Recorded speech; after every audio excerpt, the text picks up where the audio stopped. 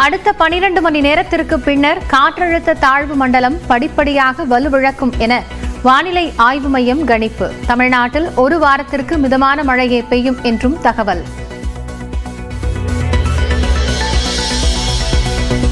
மத்திய அரசு உரிமைகளை தராவிடில் தமிழக மக்கள் உரிய பதிலடி கொடுப்பார்கள் என முதலமைச்சர் மு.க.ஸ்டாலின் அறிக்கை. நாடாளுமன்றத்தில் திமுக எம்பிக்களின் செயல்பாடுகளுக்கும் பாராட்டு.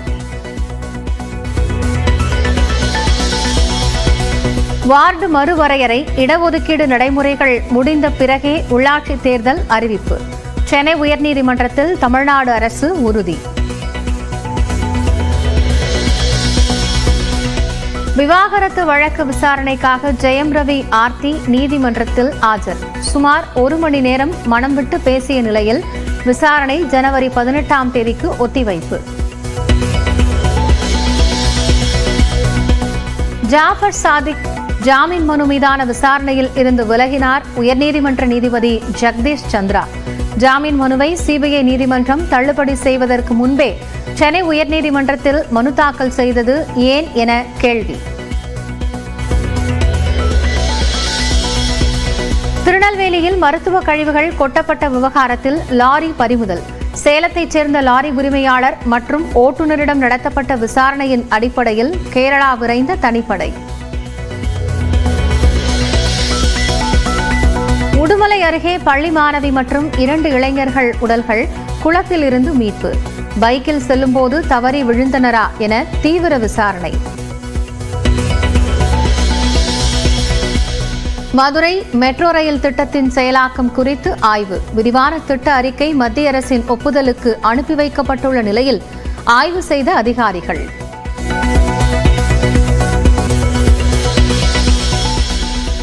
தமிழ்நாடு இந்தியாவின் 2வது பொருளாதார மாநிலம் என்று சொல்வது தவறு. மகாராஷ்டிராவில் இருந்து மும்பையை எடுத்துவிட்டால் அங்கொன்றும் கிடையாது என அமைச்சர் TRV ராஜா பேச்சு. Tamilnadu today, ladies and gentlemen, is the number 2 economy in India சொல்லுவாங்க. அது வந்து டோட்டலா தப்பு. மும்பை சீட்டிங்க. நீங்க மும்பை அங்கே எடுத்துட்டீங்கன்னு வச்சுக்கோங்க. மகாராஷ்டிரால என்ன இருக்கு? All the HQ, இந்த FTA numbers மாதிரி தான் எல்லாம் skewed towards the HQ, right? HQ அங்க இருக்குது. Yeah, the BSc everything there. நீங்க மும்பை எடுத்து போட்டீங்கன்னா என்ன கிடைக்குவாங்க?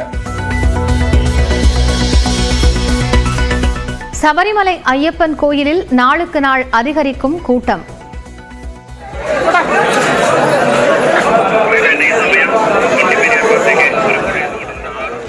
இன்று காலை 3 மணி நேரத்தில் 31,000த்திற்கும் மேற்பட்ட பக்தர்கள் தரிசனம்.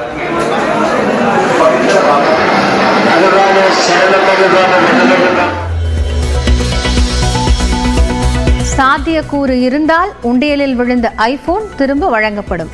அறநிலையத்துறை அமைச்சர் சேகர் பாபு தகவல்.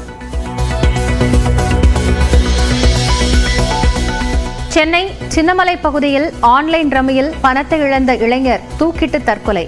உடலை கைப்பற்றி கோட்டூர்புரம் போலீசார் விசாரணை.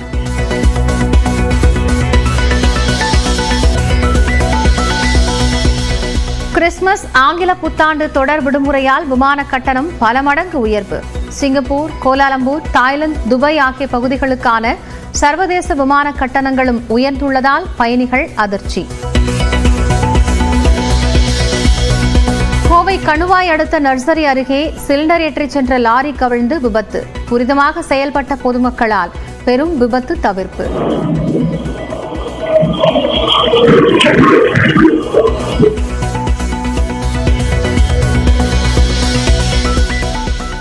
கிரிக்கெட் வீரர் ராபின் பிடிவாரண்ட். PF பணத்தை செலுத்தாததால் நடவடிக்கை. சென்னையில் ஆபரண தங்கத்தின் விலை சவரனுக்கு 480 ரூபாய் உயர்வு. கடந்த சில நாட்களாக விலை குறைந்த நிலையில் இன்று சவரன் 56,800 ரூபாய்க்கு விற்பனை. வங்கக்கடலில் நிலவி வரும் காற்றழுத்த தாழ்வு மண்டலம் அடுத்த 12 மணி நேரத்தில் வலுவிழக்கலாம் என்று வானிலை ஆய்வு மையம் தெரிவித்துள்ளது. மத்திய மேற்கு வங்கக்கடல் பகுதிகளில் நிலவி வரும் காற்றழுத்த தாழ்வு மண்டலம் இன்று காலை நிலவரப்படி விசாகப்பட்டினத்திற்கு தெற்கு தென்கிழக்கே சுமார் 430 கிலோமீட்டர் தொலைவிலும் சென்னைக்கு கிழக்கு வடகிழக்கே 480 கிலோமீட்டர் தொலைவிலும் நிலை கொண்டிருப்பதாக வானிலை ஆய்வு மையம் தெரிவித்துள்ளது. இது அடுத்த 12 மணி நேரத்தில் கிழக்கு வடகிழக்கு திசையில் காற்றழுத்த தாழ்வு மண்டலமாக மெதுவாக நகர்ந்து அதன் பின்னர் படிப்படியாக வலுவிழக்கக்கூடும் என்றும் தெரிவிக்கப்பட்டுள்ளது.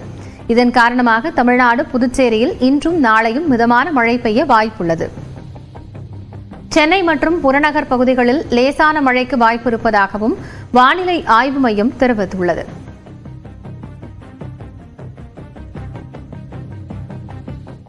மத்திய அரசு தமிழ்நாட்டின் உரிமைகளை தரவில்லை என்றால் தமிழ்நாட்டு மக்கள் உரிய நேரத்தில் தக்க பதிலடி கொடுப்பார்கள் என்று முதலமைச்சர் மு.க.ஸ்டாலின் தெரிவித்துள்ளார்.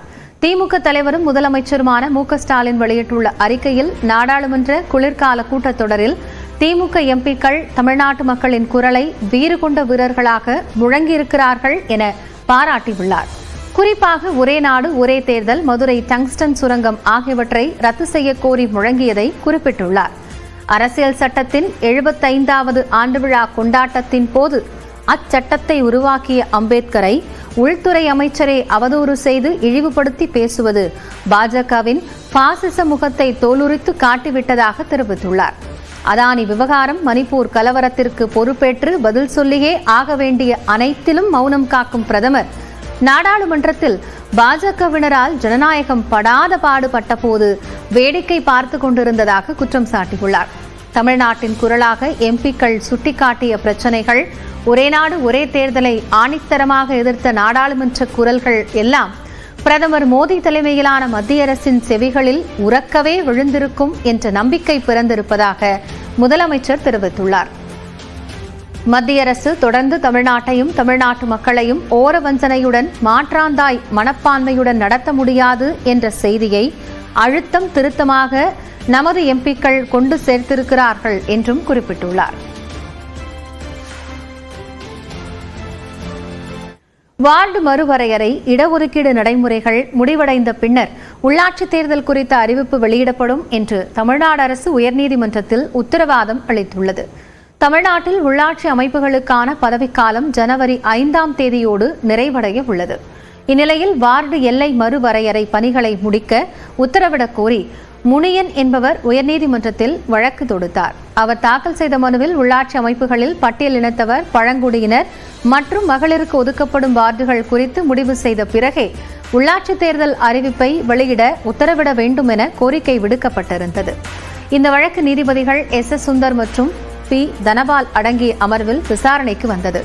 அப்போது அரசு தரப்பில் ஆஜரான கூடுதல் தலைமை வழக்கறிஞர் ரவீந்திரன் மற்றும் மாநில தேர்தல் ஆணைய வழக்கறிஞர் ஆகியோர் வார்டு மறுவரையறை, பட்டியல் இனத்தவர், பழங்குடியினர் மற்றும் மகளிருக்கான இடஒதுக்கீடு குறித்து முடிவு செய்யாமல் உள்ளாட்சி தேர்தல் குறித்த அறிவிப்பு வெளியிடப்பட மாட்டாது என உத்தரவாதம் அளித்தனர். இதை பதிவு செய்து கொண்ட நீதிபதிகள் வழக்கை முடித்து வைத்து உத்தரவிட்டனர்.